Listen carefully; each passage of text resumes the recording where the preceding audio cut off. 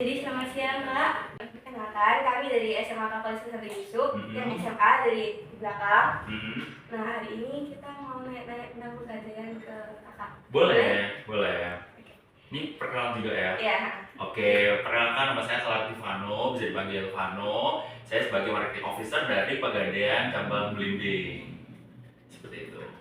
Oke. Kita siap perkenalan Kak. Boleh, silakan boleh perkenalan dulu. Oke, saya Selvin dari SMA Kak. Saya Vanessa, saya Aca, saya Cindy. Oke, kita hari ini mau ngobrolin tentang apa sih? Jadi hari ini kita mau nanya tentang produk samaran apa yang di Pegadaian ini yang sekiranya itu cocok buat anak-anak seumuran kita gitu. Oke, kalau ngomongin tentang Pegadaian, biasanya kan mindsetnya adalah kalau Pegadaian itu kalau misalnya nggak punya duit, ya kan, terus akhirnya menggadaikan sesuatu atau barang ke Pegadaian. Iya sih, bisa bener, emang bisa menggadaikan barang. Tapi produknya tuh nggak cuma menggadaikan barang aja ketika kalian nggak punya uang, tapi produknya ada banyak banget.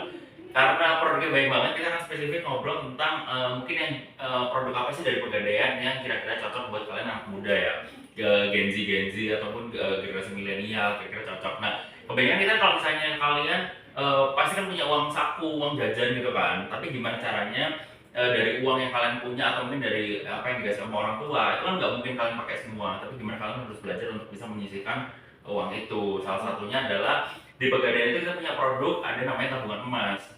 Nah, kan pasti penting ya, misalnya walaupun masih muda, kita tuh bisa punya tabungan sendiri. Nah, di tabungan emas ini di Pegadaian itu ada dua macam produk. Ada yang tabungan emas reguler, ada yang tabungan emas rencana. Kalau misalnya tabungan emas biasa, itu kalian cukup bisa nabung mulai dari Rp10.000 aja. Itu kan aku rasa kayaknya tuh kecil ya dibandingkan misalnya kalian setiap hari jajannya 100.000 gitu kan. Oke kan? Yang ada 50 ya, kalau misalnya dalam seminggu kalau di kolektif kalau misalnya dikumpulin kan pasti lebih dari 100.000 pasti kan. Pasti mungkin bisa 200 atau 300.000 kan. Nah, dari uang yang kalian punya itu gimana caranya kalian bisa punya tabungan, salah satunya adalah dengan membuka tabungan emas. Nah, kita ngobrolin tabungan emas yang reguler dulu ya, tadi aku bilang di tabungan emas reguler ini sama kayak kalian misalnya menyisihkan uang ketika kalian nabung kayak di bank pada umumnya. Cuman bedanya adalah di tabungan emas ini di Pegadaian, ketika kalian menabung di situ kalian menabung dalam bentuk saldo, dan suatu hari itu uangnya itu yang kalian udah kumpul di tabungan emas itu bisa dikonversi menjadi emas untuk bisa menjadi dicatatkan emas. Nah, itu minimal tabungan kalian harus setara dengan 1 gram minimal untuk bisa mengkonversi saldo uang yang kalian ada di tabungan kalian untuk bisa dirupakan dalam bentuk emas. Nanti akan ada kena tambahan biaya cetak emasnya lagi karena kalian menabung dalam bentuk uang. Betul. Jadi bedanya adalah kalau misalnya sama tabungan sama cicil emas, nanti ada produk kita juga satunya namanya cicil emas. Kalian tuh menyicil emas dalam bentuk fisik gitu. Tapi kita ngobrol tabungan emas dulu ya. Yang kedua adalah tabungan emas rencana. Tabungan emas rencana ini kalian udah punya planning. Jadi kalian tuh setiap bulan harus menabung dengan jumlah nominal tertentu. Kayak misalnya kalian menabung emas. Misalnya kalian aku pengen deh nabung emas 1 gram gitu ya. Yang kecil-kecil aja dulu ya, 1 gram. 1 gram itu hari ini itu setara dengan sekitar 1.200.000 rupiah sekian, ya 1,2 juta gitu kan. Nah, kalian misalnya mikir kayak, buat anak sekolah kayaknya kalau misalnya nyicil emas itu kayaknya kemahalan. Kalian bisa ambil cicilnya itu dalam kurun waktu 12 bulan atau dengan startnya 1 tahun. Nah, nanti di cicil emas ini kalian akan menyicil dalam bentuk fisik si emas, dan ini harganya flat teman-teman. Jadi misalnya kalian nyicil per bulan nanti harus membayar nominal sekian gitu kan, berapa puluh ribu gitu. Kalau misalnya ngambil 1 gram itu cuman per bulannya berapa 90 sekian ribu rupiah lah dalam 1 bulan. Nah, nanti ketika kalian udah lunas dalam 1 tahun itu nanti kalian akan menerima dalam bentuk fisik, dalam bentuk emasnya dalam bentuk fisik, sudah dalam bentuk fisik ya. Berbeda dengan tabungan emas rencana tadi, hampir sama dengan kayak cicil emas, cuman kalian menabung dalam bentuk saldo gitu. Jadi setiap bulan kalian harus menabung dengan jumlah nominal tertentu. Nanti ketika masuk ke tabungan emas kalian, nanti secara otomatis nanti uangnya akan disimpan di situ. Kurang lebih kayak gitu. Itu kayaknya penting sih buat anak muda sekarang. Jadi uangnya nggak cuma habis buat ngopi, ya kan? Ngopi, nongkrong, ataupun mungkin jajan, nge-mall, ya kan? Itu pasti lebih dari itu. Jadi kalau misalnya kalian bisa menyisihkan uang per bulan untuk bisa disimpan, itu bagus banget sih. Pegadaian ada Nah, di tabungan emas itu kalian itu bisa mulai nabung start dari Rp10.000 aja. Kalau yang tabungan emas reguler tadi, kalian tuh bisa nabung anytime. Jadi kalau misalnya aku punya uang segini 10.000, ya udah aku masih simpan deh 10.000 boleh, 20.000 boleh, punya uang 50.000 boleh disimpan. Jadi nggak ada batasan waktu atau harus menabung dengan nominal tertentu. Kalau yang tabungan emas reguler, jadi anytime. Kalian misalnya aku per minggu deh aku menyisihin 10.000 misalnya ya udah nggak apa-apa per minggu misalnya aku mau nabung, dan itu gampang banget. Kalian bisa akses sendiri di aplikasi Pegadaian itu punya namanya aplikasi Pegadaian Digital gitu. Jadi di aplikasi Pegadaian Digital kalian bisa mengakses sendiri, dan pembayarannya pun gampang dengan berbagai macam pilihan merchant dan juga bank yang kalian punya. Itu sih gampang kan? Jadi cicilnya nggak harus untuk uang fisik. Eh, Saldo gitu. Iya, jadi kalau yang tabungan emas rencana kalian hampir sama kayak nyicil emas. Bedanya kalau nyicil emas, ketika kalian udah lunas, kalian dapat fisik emasnya dalam bentuk fisik. Cuma kalau misalnya saldo emas, kalian menabung dalam bentuk saldo. Jadi nanti kalau misalnya mau dicetak, udah ngumpul nih, terus mau dirupakan emas bisa. Tapi nanti ada biaya konversi dari uang yang saldo menjadi bentuk emas. Itu karena emasnya harus dicetak dulu. Gitu, dan nanti itu bersertifikat, ada sertifikat, ada barcode-nya itu atas nama kalian. Gitu. Jadi Kalau yang reguler hmm. itu tiap ada uang mau nyicil gitu nggak apa-apa. Nggak ada. Jadi kan kayak nabung biasa. Nggak harus. Jadi anytime. Misalnya seminggu mau nabung, minggu depan nggak nabung dulu deh, ya nggak apa-apa. Gitu. Jadi kalau tabungan emas ini bebas. Start dari 10.000 aja. Tapi kalau yang terencana, Tabungan emas rencana itu kalian setiap bulan sudah ditentukan. Jadi kalian setiap bulan nih harus nabung 200.000 gitu misalnya. Ya udah berarti per bulan kalian harus nabung 200.000 rupiah ini, dan ketika misalnya nanti udah selesai, nanti saldo uangnya ini bisa dikonversikan dalam bentuk emas gitu. minimalnya kalau yang terencana tuh 0,1 gram.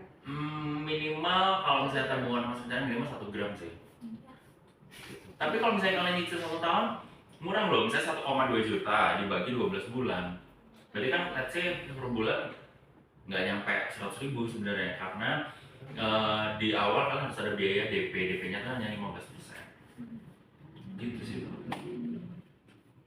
Tapi ada banyak kok, misalnya kalian misalnya orang tua atau teman atau mungkin saudara butuh mau nyicil mobil, mau nyicil motor, Pegadaian bisa membantu untuk pembiayaannya juga. Gitu. Hampir sama kayak leasing.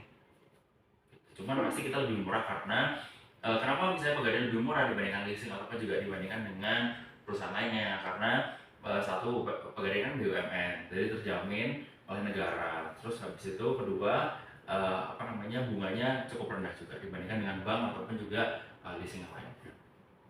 Gitu. Itu diferensiasinya sih untuk pembiayaan. Kenapa Pegadaian lebih murah?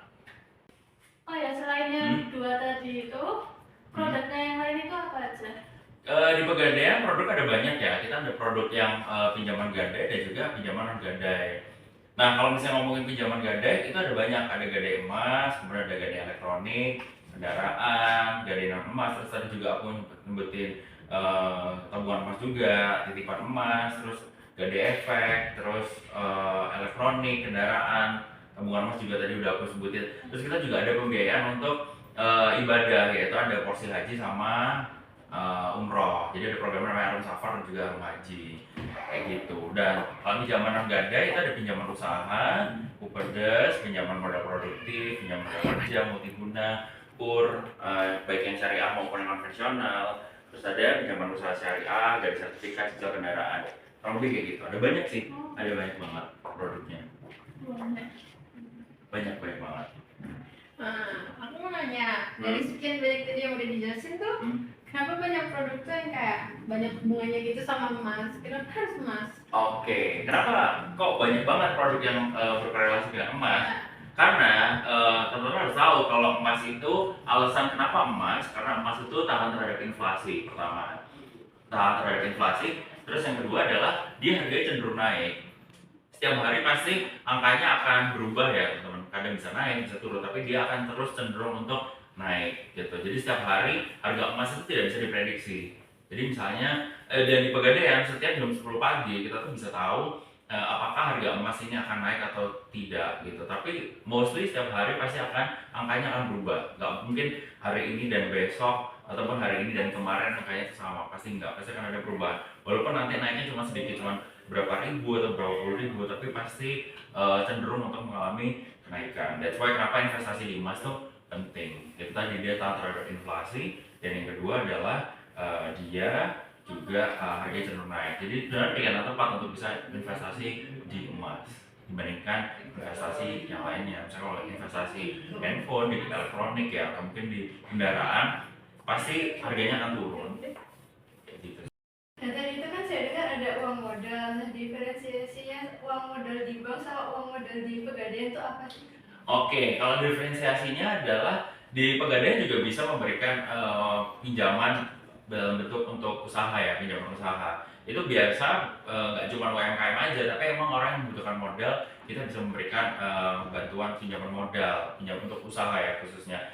Jadi diferensiasinya adalah kita biaya administrasinya murah, dan untuk kita ada produk namanya KUR. Jadi KUR ini kalau misalnya pertama kali nasabah melakukan peminjaman di Pegadaian, itu bisa mengambil dari range pinjaman dari minimal 1 juta sampai dengan maksimal 10 juta untuk nasabah yang pertama kali melakukan peminjaman. Nah, tapi misalnya ketika dia sudah ambil maksimal 10 juta, tapi dalam durasi tengah-tengah perjalanan terus dia mau upgrade, itu bisa. Atau mungkin nanti ketika misalnya pinjamannya udah lunas, sudah selesai selama yang tadi pinjamannya 10 juta, itu bisa di-upgrade sampai dengan 50 juta untuk peminjaman kedua, seandainya masih membutuhkan pinjaman modal. Nah, yang paling penting adalah Pegadaian itu kurang lebih bunganya itu hanya sekitar 0,90%. Jadi cukup relatif sangat rendah dibandingkan dengan perbankan. Mungkin perbankan lebih di atas 1 ataupun juga 2% untuk bunganya. Sedangkan di Pegadaian itu kurang lebih rata-rata antara 0,90%. Seperti itu. Jadi itu relatif jauh lebih mudah, dan pencairan juga cukup cepat. Cuma 3 hari aja itu udah bisa melakukan pencairan uang pinjaman usaha tadi. Untuk sewa modal yang tadi aku sebutin, itu tenornya itu mulai dari 12 bulan, 18 bulan, 24 bulan, 36 bulan, 48 bulan, dan maksimal sampai dengan 60 bulan atau start dengan 5 tahun untuk pengembalian uang pinjaman itu. Durasi cicilannya gitu. Mungkin yang teman-teman lebih gampang ya. Misalnya tenor itu apaan sih Kak gitu.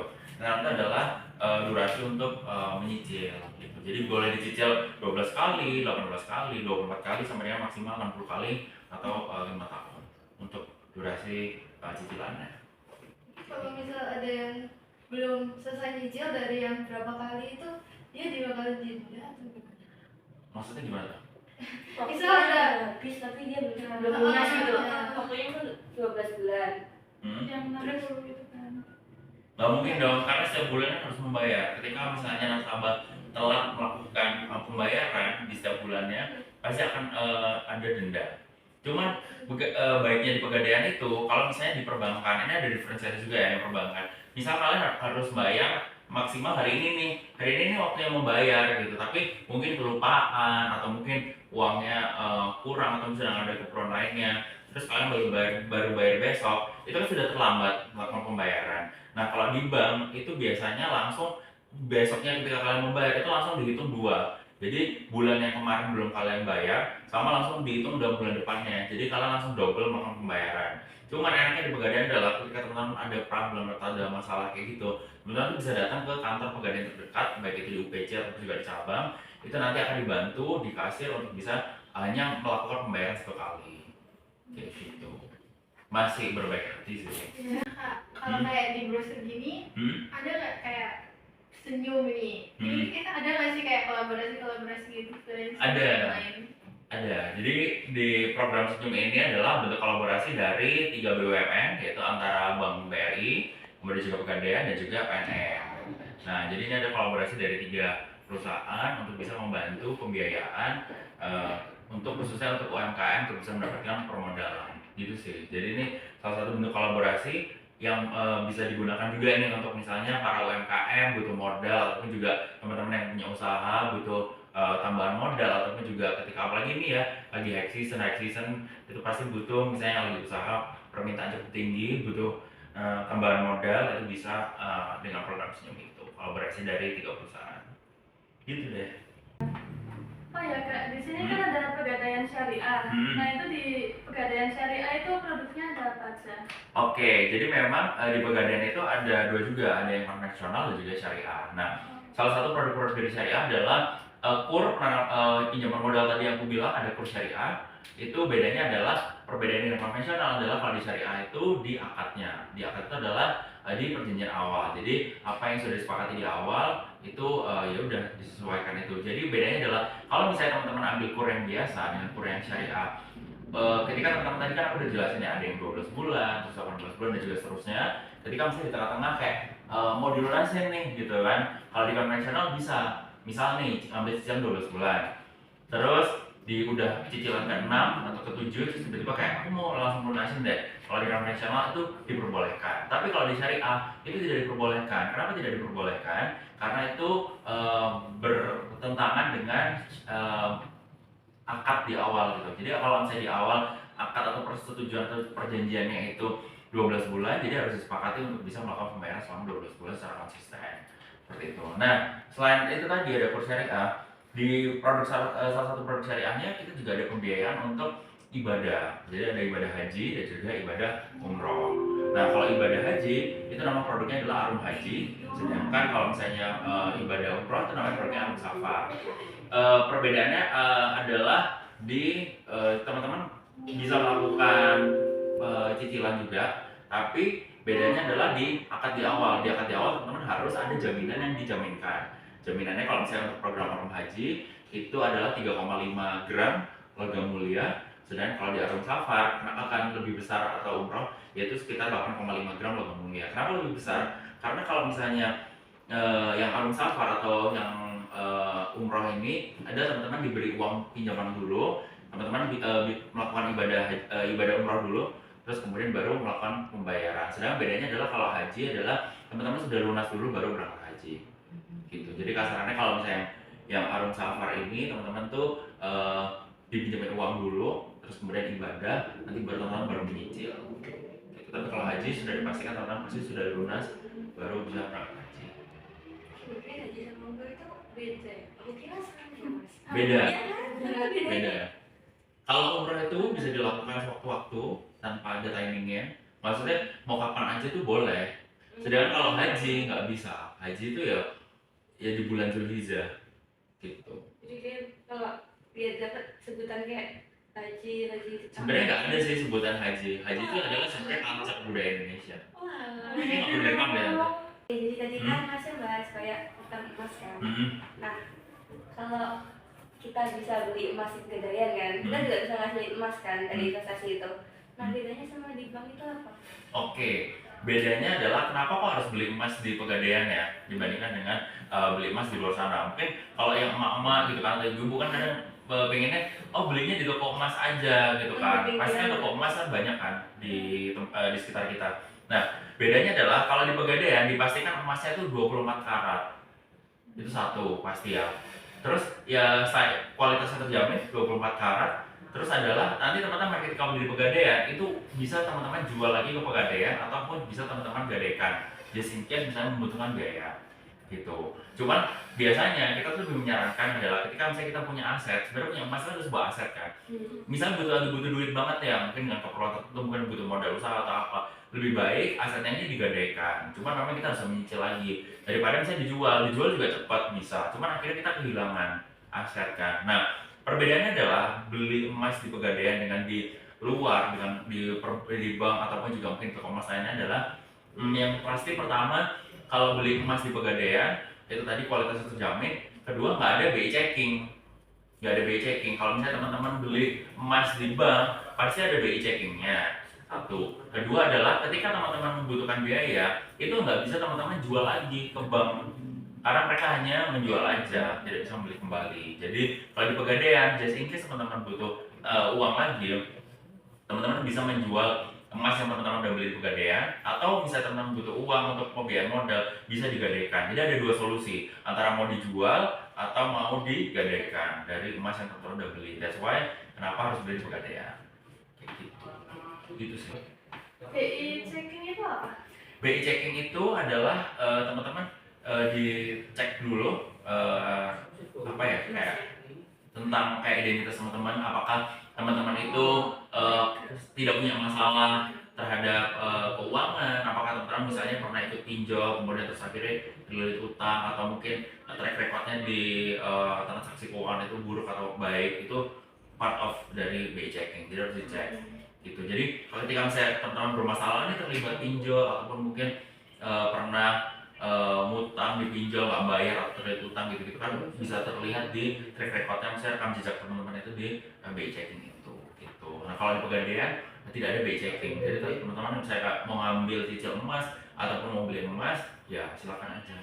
Menanyakan Pegadaian itu kayak famousnya terkenalnya tuh gara-gara kayak kita kalau butuh uang ke Pegadaian dari sesuatu terus ada uang buat arjen, keadaan arjen itu kan. Nah apa aja sih yang bisa digadain gitu, apa yang termasuk berharga sampai bisa digadain sih?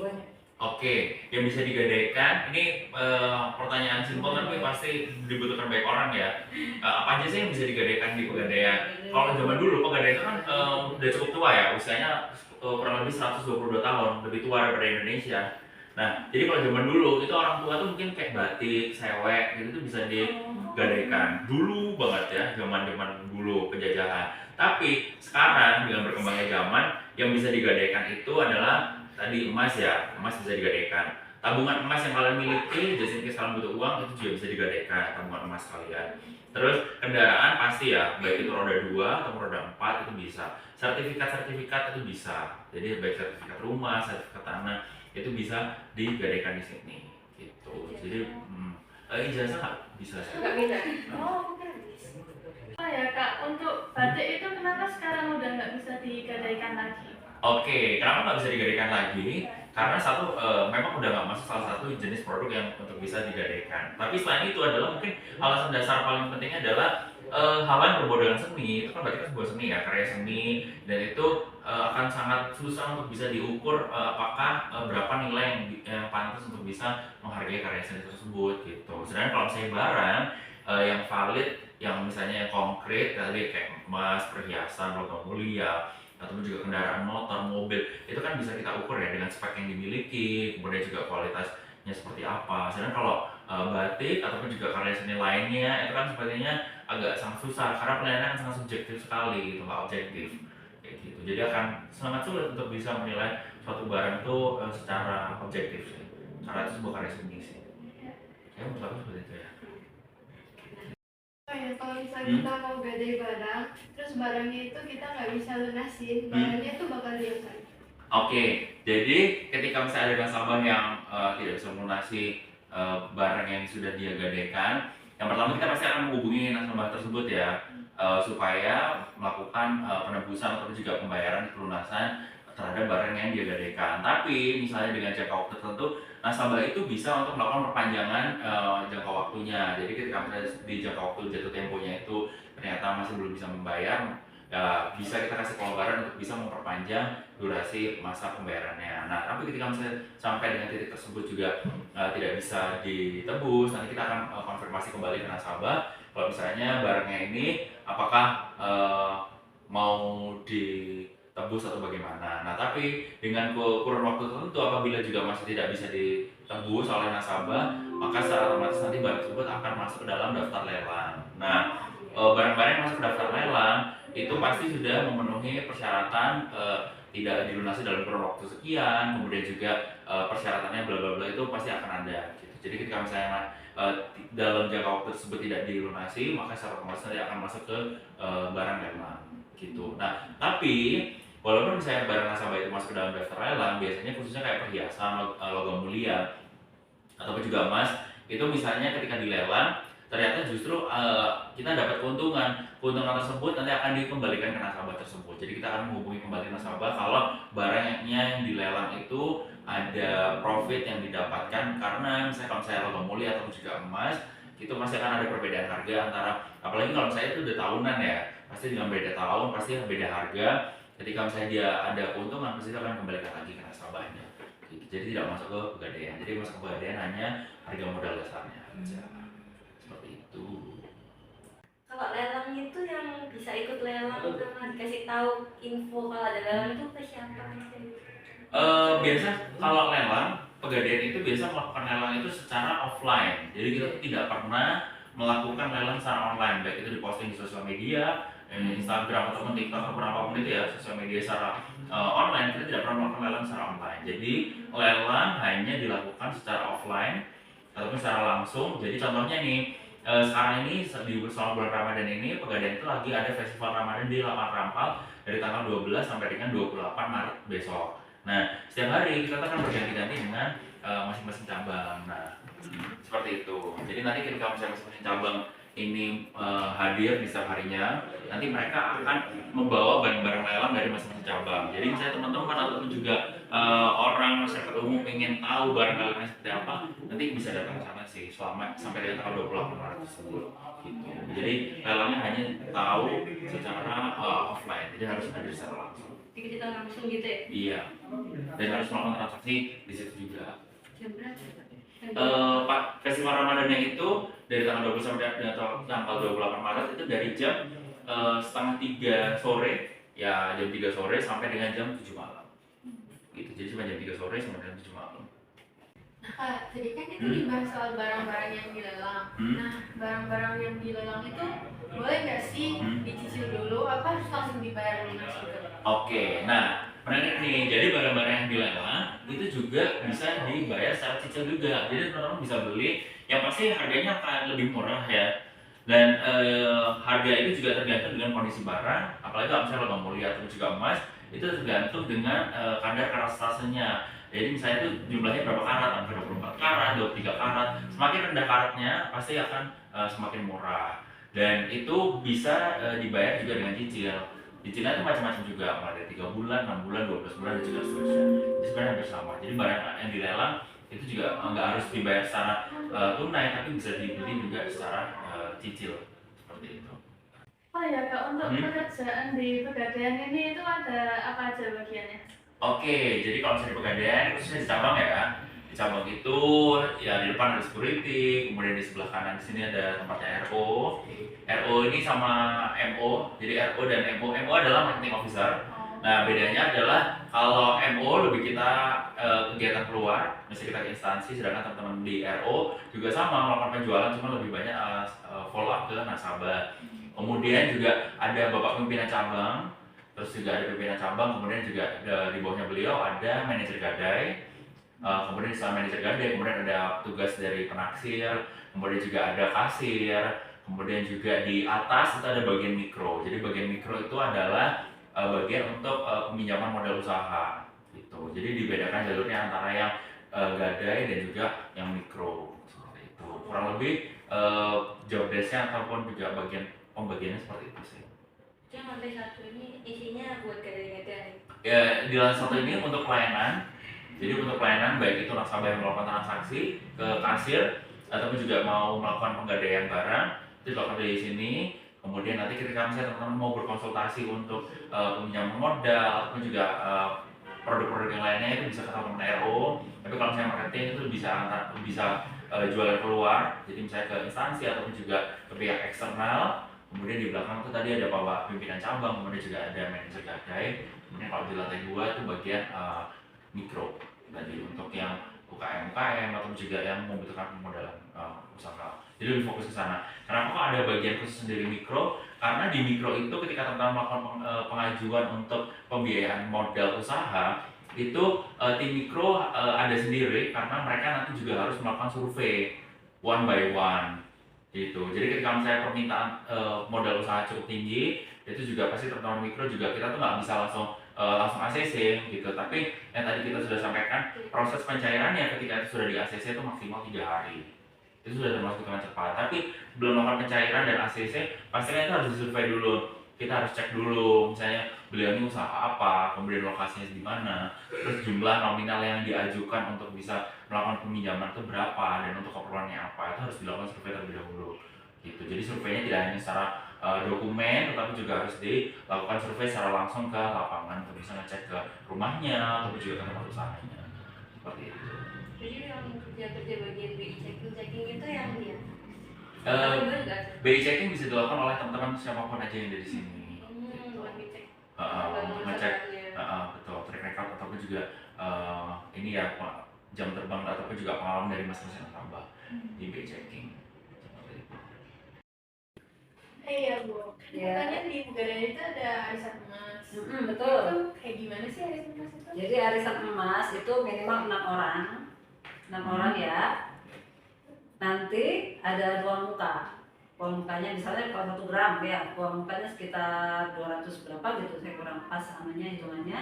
Nanti per bulannya sekitar 100-an dapat, setiap bulan ada yang dapat 1 gram. Jadi selama 6 bulan selesai.